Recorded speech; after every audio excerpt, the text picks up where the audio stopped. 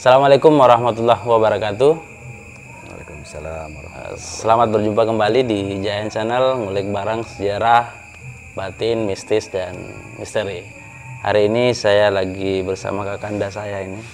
Beliau adalah salah satu budayawan dan sejarawan di Mandar ini. Kita akan sedikit berbincang-bincang tentang masalah-masalah yang ada di Mandar. Sebagai pengetahuan umum lah terhadap anak-anak atau generasi-generasi yang mungkin akan melanjutkan perjuangan-perjuangan yang ada di Mandar ini, Deng. Betul. Jadi mungkin kesempatan pertama mungkin saya akan beri kesempatan kepada Deng untuk memperkenalkan diri kepada masyarakat Mandar pada khususnya, pada umumnya kepada masyarakat Indonesia. Ya. Untuk itu waktu sudah tepat, saya silakan, Deng. Ya. Bismillahirrahmanirrahim. Assalamualaikum warahmatullahi wabarakatuh. Waalaikumsalam warahmatullahi wabarakatuh. Ya, sebelumnya saya mengucapkan terima kasih banyak kepada Adinda ini setelah datang di kediaman saya di Tubi ya, Kecamatan Tubi Taramanu, Kabupaten Polri Mandar, Provinsi Sulawesi Barat.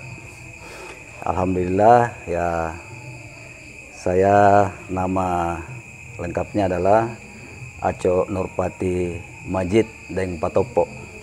Ya, jadi mudah-mudahan saya bisa memberikan sedikit sepatah dua patah kata untuk memberikan sumbangsih kepada tanah Mandar. Betul, Deng.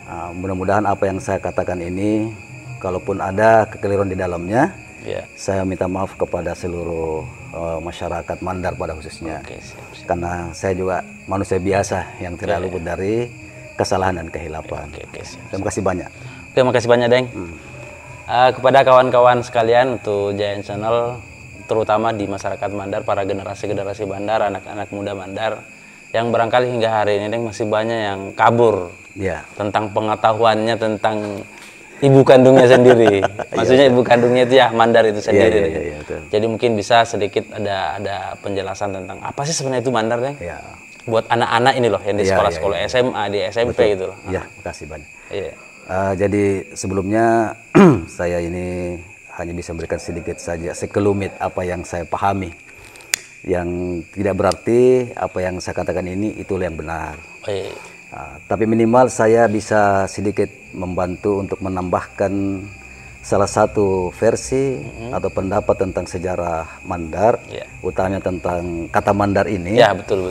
Mudah-mudahan bisa dijadikan sebagai bahan rujukan atau bahan observasi di lapangan untuk menggali potensi yang lebih benar. Benar. Karena saya punya pendapat bahwa tidak ada sejarah yang benar, yang ada itu yang mendekati kebenaran. Iya. Jadi menurut pendapat saya tentang Mandar ini, memang sedikit banyak ini di kalangan masyarakat Mandar itu sendiri masih perlu kita bersama-sama mencari siapakah ini Mandar, di manakah ini Mandar, dan apa sebenarnya itu Mandar. Iya. Menurut yang saya pahami, Mandar itu sebenarnya adalah nama sebuah peristiwa yang sangat disakralkan, yang terjadi sekitar abad ke-11 dan 12 yang lalu, di mana hari itu belum ada kerajaan Mandar. Yang ada hari itu baru disebut Apek Banwakayang. Oke. Ketika itu saya persingkat saja ini, ketika setelah Apek Banwakayang ini yang dipimpin oleh Iman Nyambungi, anaknya Tomaka Kasaleko Napo atau anaknya Pondi Gandang, memimpin pasukan Apek Banwakayang mengalahkan Pasokoran. Setelah itu Iman Nyambungi ini ingin membesarkan ini daerah Mandar, sehingga dia mencari tempat untuk di daerah sekitaran pinggiran pantai. Karena pengalaman dalam perantauannya bahwa sekitar pantai itu lebih cepat berkembang ketimbang daerah-daerah pegunungan. Betul.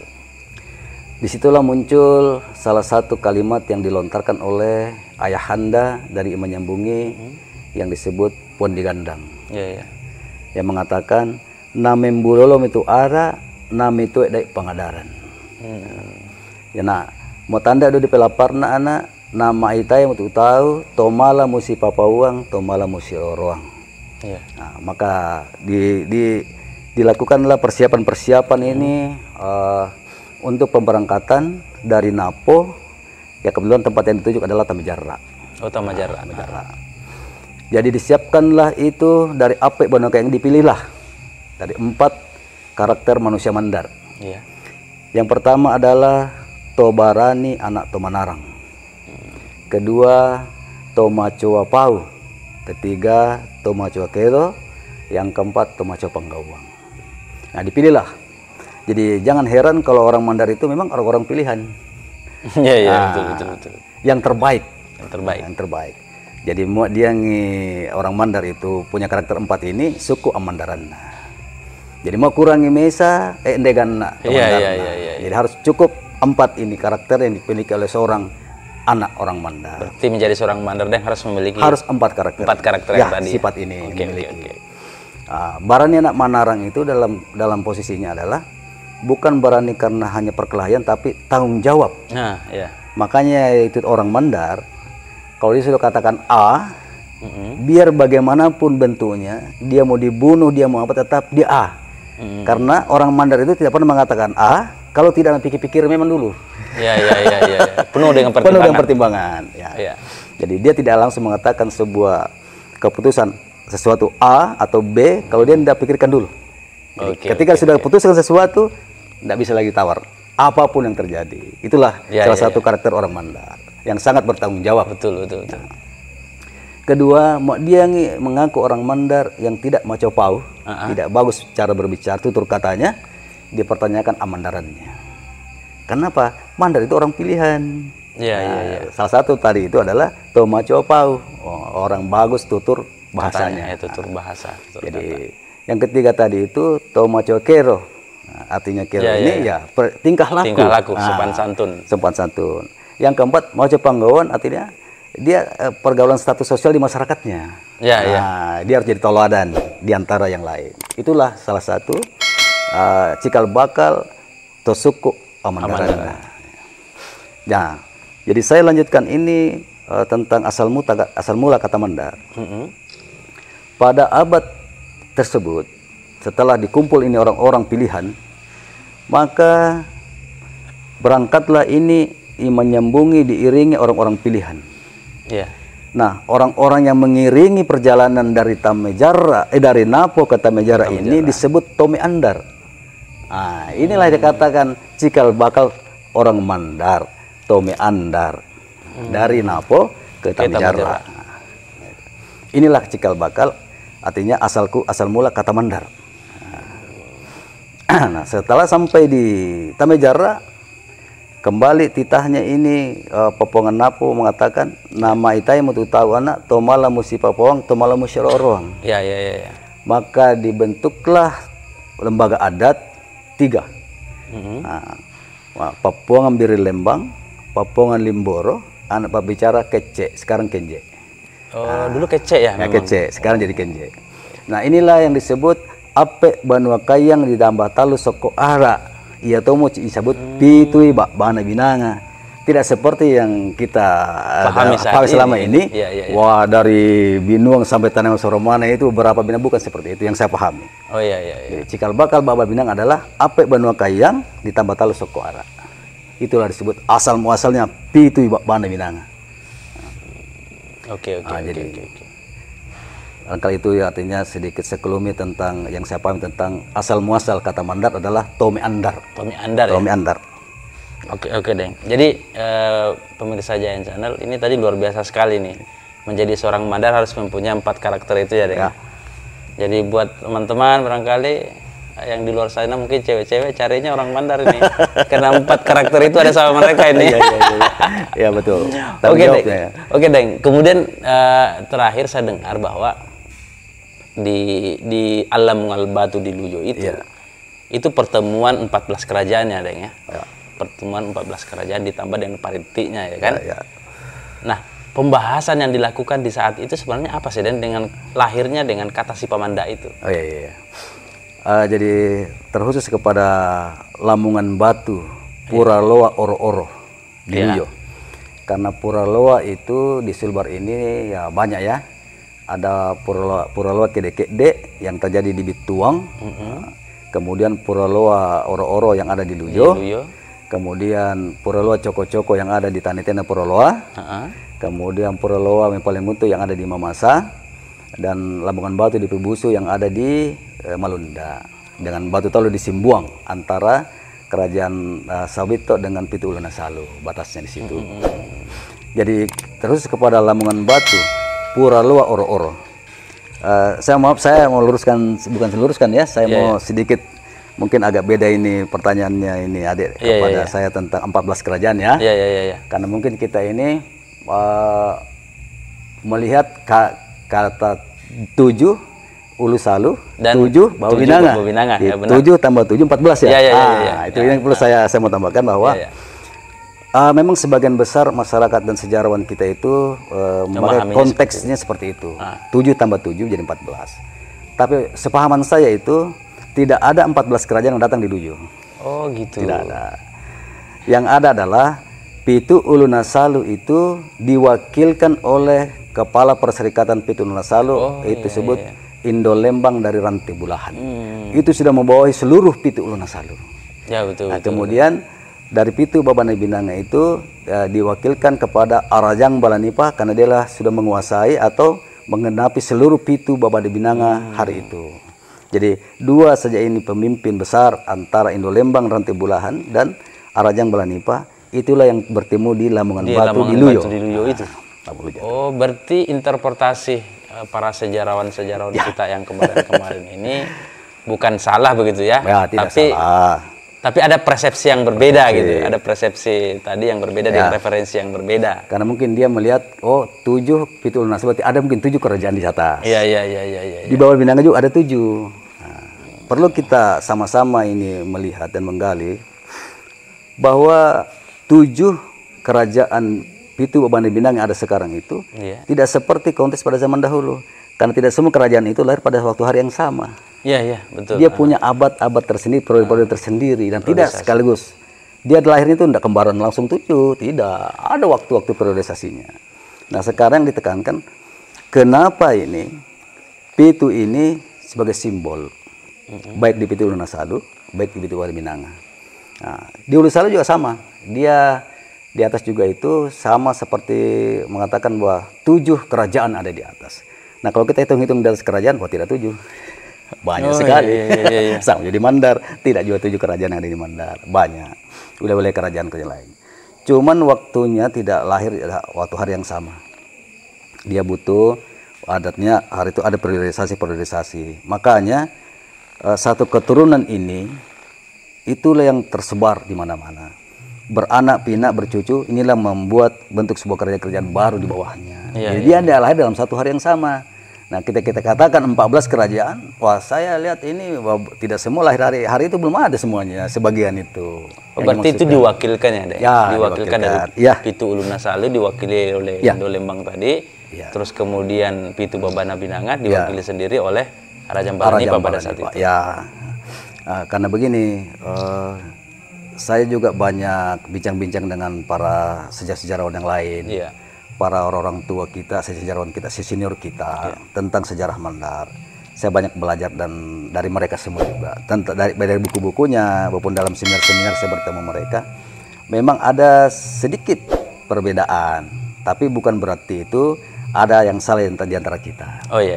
Karena tidak ada sejarah yang salah, tidak ada juga sejarah yang benar. Tinggal kita memahami bagaimana alur sejarah ini. Karena jujur saja ini, bagaimana seorang manusia Mandar mampu membaca sejarah yang menurut saya itu 1200 tahun yang kita mau cerita. Sampai di mana kemampuan kondisinya kan kita tidak berada pada zaman itu. Bagaimana kita bisa menentukan saya lah yang benar, si anu salah, kalau kita bisa melihat kita ini begini. Ini mau bicara sejarah Mandar, mulainya dari mana? Ternyata ini sejarah Mandar ini, kok kita bilang sejarah Mandar? Kok kita tidak bilang sejarah-sejarah yang lain? Yang kita pahami sih, sejarah Mandar. Jadi Mandar itu posisi sejarahnya ini, kalau menurut saya itu, saya bagi itu dari beberapa bagian. Bagian pertama adalah zamannya Tomanurung. Ya Temandurung inilah yang sangat dicari, sangat sulit dicari bukti otentik tentang bukti-bukti sejarahnya Temandurung, karena itu hanya merupakan keyakinan seorang Mandar tentang keberadaan Temandurung zaman dahulu kala. Jadi saya bicara ini satu bagian adalah zaman Temandurung, kan dia punya juga rentetan cerita tersendiri. Iya. Kedua adalah zamannya itu dibentuk-bentuknya kerajaan-kerajaan pada zaman dahulu, kerajaan kuno. Ketiga adalah setelah kerajaan ini setelah dimasuki oleh kolonial Belanda. Yang keempat adalah sejarah Mandar itu ketika setelah Indonesia merdeka sampai hari ini. Nah, jadi 4 ini periodisasi ini. Temandurung, zaman pembentukan kerajaan, masuk kolonial Belanda, dan setelah kemerdekaan Indonesia. Inilah saya bagi ini menurut pendapat saya di mana kita memulai sejarah Mandar yang hari ini kita cerita. Iya. Ini menarik gitu. Artinya kalau kita ingin membahas keseluruhan itu, saya rasa tidak cukup waktu untuk bercerita tentang itu, Deng. Ya. Maksud saya sesuatu hal-hal yang penting lah untuk disampaikan kepada generasi kita hari ini, karena itu bisa menjadi modalnya dia gitu. Ya, ketika dia berangkat ke daerah yang lain misalnya, dia tidak akan bisa bercerita tentang dirinya kalau mereka tidak tahu apa yang terjadi di kampungnya, sejarah yang terjadi di daerahnya itu mereka tidak tahu. Ya, betul. Dan memang hari ini saya lihat referensi-referensi tentang sejarah yang ada di Mandar itu, Deng, bukan berarti bahwa salah, tidak, tapi berbagai referensi yang ada itu semua interpretasinya berbeda-beda. Interpretasinya berbeda-beda. Jadi kita juga bingung, generasi hari ini kalau ingin mempelajari sejarah itu mereka bingung, Deng. Dia akan memilih yang mana ini? Ini gitu, dia akan memilih referensi dari si A, si B, si C, atau gimana? Ya, jadi sebenarnya saya bisa hanya mengatakan, berkomentar seperti ini, bahwa memang ada perbedaan-perbedaan dari beberapa versi yang ada di Tanah Mandar, baik dari pakar-pakar sejarah, baik pun dari kalangan masyarakat itu sendiri. Tapi itu merupakan sebuah kekayaan yang perlu digali keberadaannya.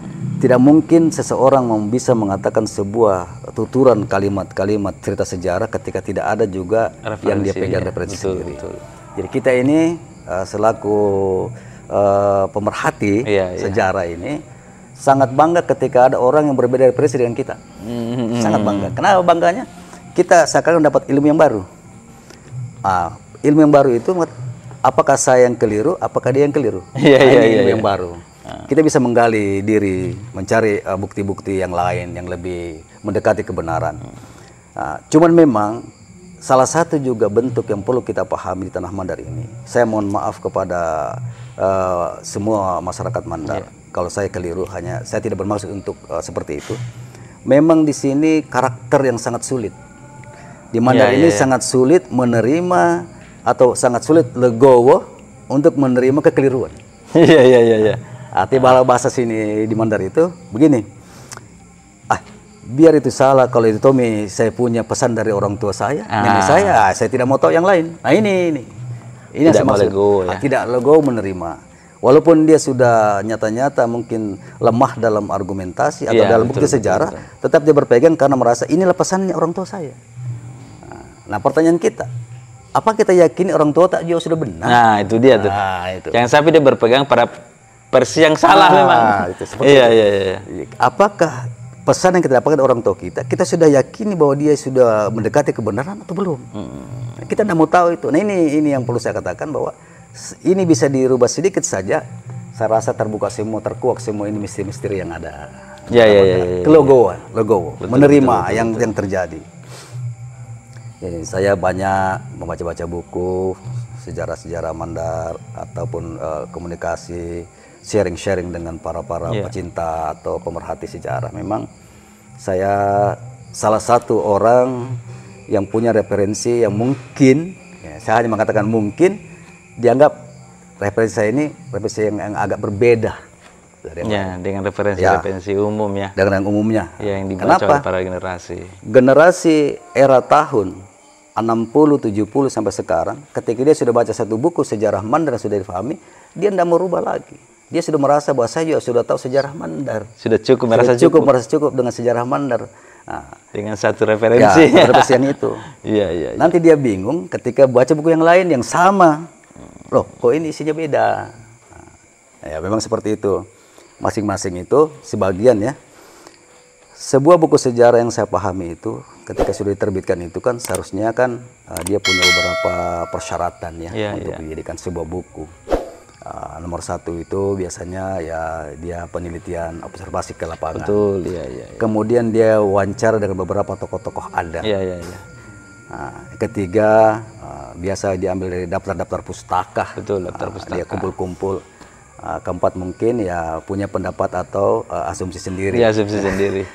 Menghubung-hubungkan yang bisa dia menghubungkan. Coconisasi ya. Iya, betul. Jadi beberapa ini persyaratan jadi sebuah buku itu sebenarnya memang perlu kita sedikit menambah-nambah lah. Kenapa? Itu kan sebuah buku itu ketika sudah diterbitkan itu kan menjadi konsumsi orang banyak. Betul, iya. Nah ketika orang banyak sudah baca itu, 10 yang baca itu mungkin hanya 1-2 orang saja itu yang masih komplain-komplain sedikit, yang lain itu sudah langsung terima itu hasil buku-buku yang ada. Padahal belum tentu si penulis itu juga tahu apa yang dia tuliskan. Belum tentu. Iya.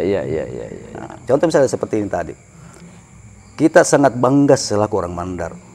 Merasa tahu bangga tahu bisa jadi Mandar. Iya, betul. Ketika kita tanya di mana itu Mandar berada, dia juga masih bingung. Siapa orang Mandar? Di mana itu orang Mandar? Ini apa di Pawanto Mandar? Iya. Masih banyak kebingungan. Nah, sedangkan kebanggaan itu sudah ada dalam dirinya. Bangga menjadi seorang Mandar. Sebagai orang Mandar. Dan memang Mandar itu patut dibanggakan. Tapi kita sudah tahu apa yang dibanggakan di Mandar itu. Dan di mana sebenarnya Mandar yang kita banggakan itu. Iya. Harus kita mampu menjelaskan kepada orang lain. Betul. Nah sekarang sebagian besar ya, tidak semua, sebagian besar bangga selaku orang Mandar, tapi Indonesia yang di mana Mandar? Siapa itu Mandar? Bagaimana itu Mandar? Nah ini perlu kita. Artinya saya lihat mereka cuma sekedar sami'na wa ata'na saja. Apa yang dibilang oleh orang udah didengar, nah itu yang ditaati. Padahal seharusnya mereka harus menggali lebih dalam lagi. Sekarang begini, Deng. Terjadi gradasi moral ini di generasi-generasi Mandar ini. Ini asumsi saya sendiri ya. Tidak adakah kaitannya dengan kebudayaan dan tradisi di Mandar? Jadi anak-anak generasi sekarang sudah sudah jauh lagi dari tradisi dan kebudayaan Mandar. Akhirnya terjadilah gradasi moral. Betul. Sopan santun sudah tidak ada lagi. Karena di Mandar kita ini wah luar biasa sekali dengan pesan-pesan sopan santunnya seperti tadi 4 karakter yang disampaikan tadi. Betul. Memang ini saya juga sangat prihatin melihat keadaan-keadaan juga generasi.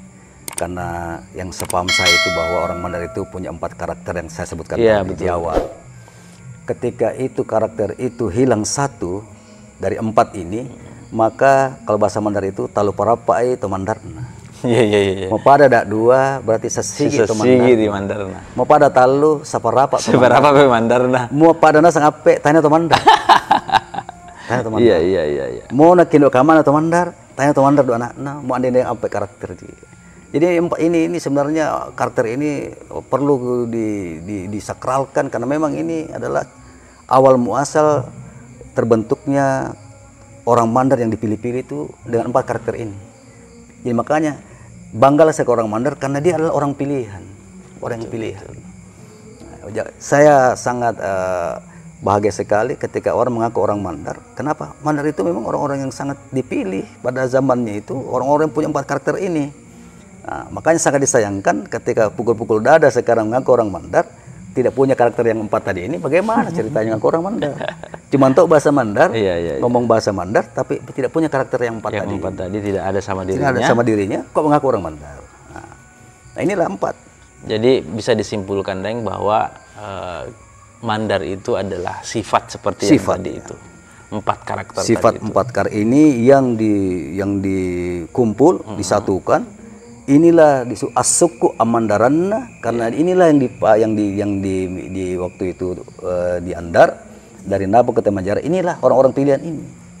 Inilah yang mengelilingi Arajang Baleni pertama Iman Jambung ini. Inilah mengelilingi orang-orang Mandar, Tomi Andar ini. Maka lahirlah mungkin manusia Malakbi gitu manusia Malakbi. Dengan mempunyai 4 karakter yang tadi itu. Sekarang begini, Deng, mungkin Deng ada pesan-pesan barangkali kepada generasi kita tentang apa yang terjadi di Mandar hari ini dan bagaimana seharusnya mereka, apa yang seharusnya mereka lakukan gitu. Ya, sebenarnya saya kan melihat juga selaku masyarakat pecinta budaya di Tanah Mandar, bahwa saya sangat merindukan itu suasana Amandarang. Suasana Amandarang itu dalam artian suasana Malakbi. Betul. Di mana-mana berkumpul-kumpul orang yang punya tutur kata yang sopan santun bagus. Maco Pau, Maco Kero, Maco Panggawang, anak tanggung jawab. Inilah yang dikandung dalam Barani anak Manarang. Barani anak Manarang inilah inti tanggung jawabnya selaku Tau Mandar. Tau Mandar yang sesungguhnya. Tau Mandar sesungguhnya adalah tanggung jawabnya yang sangat diagung-agungkan adalah tanggung jawabnya orang Mandar. Nah, mudah-mudahan dengan adanya sedikit ini bincang-bincang dengan Dinda ini, saya juga sangat bersyukur ketika saya mampu atau bisa memberikan sedikit sekelumit tentang apa yang saya pahami tentang Mandar. Ya mungkin kalau kita mau panjang lebarkan ini 7 hari 7 malam kita ceritakan habis. Karena cuman kita ini adalah dalam artian ingin juga memberikan sumbangsi. Betul. Sumbangsi kepada generasi baru. Mudah-mudahan generasi-generasi kita ini tidak lupa dengan kemandarannya. Nah, jangan hanya merasa bangga orang Mandar, tidak tahu Mandarnya. Itu yang saya pahami seperti itu. Jadi kawan-kawan Giant Channel, yang jelasnya ketika kawan-kawan mendengar percakapan kami tadi, mungkin banyak yang tidak sepaham mungkin ada yang tidak sepaham, lalu kemudian ingin melontarkan pertanyaan atau apalah, silakan tulis di bawah kolom komentar ini, lalu kemudian nanti kita akan jawab kembali, gitu ya Deng, barangkali ya nanti ya. Boleh. Jadi mungkin ketika mereka sudah nonton, mereka akan komentar apa saja yang kalian ingin tanyakan tentang Kemandaran, ataukah misalnya tidak sepaham dengan hal ini lalu punya interpretasi sendiri, silakan ajukan di dalam kolom komentar, kami akan bahas itu lagi di pertemuan kita selanjutnya. Kan saya hanya sedikit menambahkan saja. Iya Deng. Bahwa kalau kita terkhusus ingin mencari solusi tentang sejarah Mandar, kita bisa katakan solusi Barat Solusi Barat. Hanya pesan saya satu saja, ketika kita salah dalam memulai kalimat sejarah, kalau dalam bahasa adat itu bualoa. Bualoa. Maka kekeliruan sejarah itu sangat besar potensinya. Tapi ketika kita sudah tepat mengatakan dalam hal bualoa atau permulaan dalam kalimat sejarah itu, saya yakin mungkin kalaupun ada kekeliruan itu bisa kita minimalisir sedikit. Kenapa? Karena bualoa ini sebenarnya salah satu kalimat-kalimat sejarah ini yang selama ini saya lihat kurang diperhatikan oleh para sejarawan yang seperti saya katakan tadi. Bahwa apa sih bualoa yang dimaksudkan ini, bahwa sebenarnya di Sulawesi Barat ini seluruh sejarah yang ada di Sulbar yang identik pada zaman Belanda disebut Afdeling Mandar. Itu kita harus merujuk kepada tadi yang saya katakan, Pitu Ulun Nasalu, Pitu Babana Binanga, Aaruan Nati Paritina Wai. Nah, Pitu Ulun Nasalu, Pitu Babana Binanga, dua kalimat yang disatukan, dua bahasa. Bahasa Pitu Ulun Nasalu disebut Pitu Ulun Nasalu, Pitu Babana Binanga adalah bahasa Balanipa. Nah, jadi kita bisa melihat bahwa kenapa ada dua bahasa yang dipakai, disatukan dalam satu kalimat bualoa ini. Nah, saya sudah jelaskan tadi tadi sharing-sharing kita. Pitu Ulun Nasalu. Harusnya dia mengatakan kalau mau yang satu bahasa, Pitu Ulun Nasalu, Pitu Babana Salu. Seharusnya seperti kalau itu. Dengan satu bahasa. Atau kita pakai bahasa Balanipa. Pitu Ulun Binanga, Pitu Babana Binanga. Betul. Tapi ini tidak. Pitu Ulun Nasalu, Pitu Babana Binanga, berarti dua bahasa disatukan. Ini sudah membutuhkan salah satu bukti otentik dalam bualoa mengatakan bahwa memang ada dua perserikatan di Sulawesi Barat ini yang berdiri sama tinggi, duduk sama rendah. Yang satu adalah yang menguasai seluruh Pangadaran atau hukum adat, adat tuho atau hidup, disebut Pitu Ulun Nasalu. Dan satu adalah yang menguasai perserikatan Pitu Babana Binanga, adat mati atau Pangadaran adat mati atau hukum adat mati. Nah, nanti kalau dalam pertemuan selanjutnya boleh kita bahas tentang adat tuho adat mati. Seperti apa itu hukum adatnya. Oke, saya kira terima kasih banyak Deng atas waktunya. Sama-sama. Mudah-mudahan ini bisa menjadi sebuah pelajaran yang berharga buat generasi kita hari ini yang mungkin masih kabur pengetahuannya tentang sejarah gitu ya Deng ya. Ataukah mungkin banyak membaca referensi, ini adalah tambahan referensi gitu. Saya juga tidak mengatakan saya benar, saya mengatakan inilah sumbangsi saya kepada generasi. Mudah-mudahan bisa digali-gali kembali cari kebenaran lebih baik. Perbandingan gitu. Ada perbandingan, ada pembanding sejarah yang kita baca selama ini mungkin ada, lalu kemudian kita akan dengar sejarah yang kita bincang-bincang. Insya Allah kita sama-sama mencari. Terima kasih banyak Deng atas waktunya. Sama-sama. Oke, terima kasih teman-teman Giant Channel. Saya ingatkan sekali lagi, kalau misalnya teman-teman ingin melontarkan sebuah pertanyaan, silakan tulis di bawah kolom komentar, dan jangan lupa subscribe, komen, dan share. Terima kasih. Assalamualaikum warahmatullahi wabarakatuh. Waalaikumsalam warahmatullahi wabarakatuh.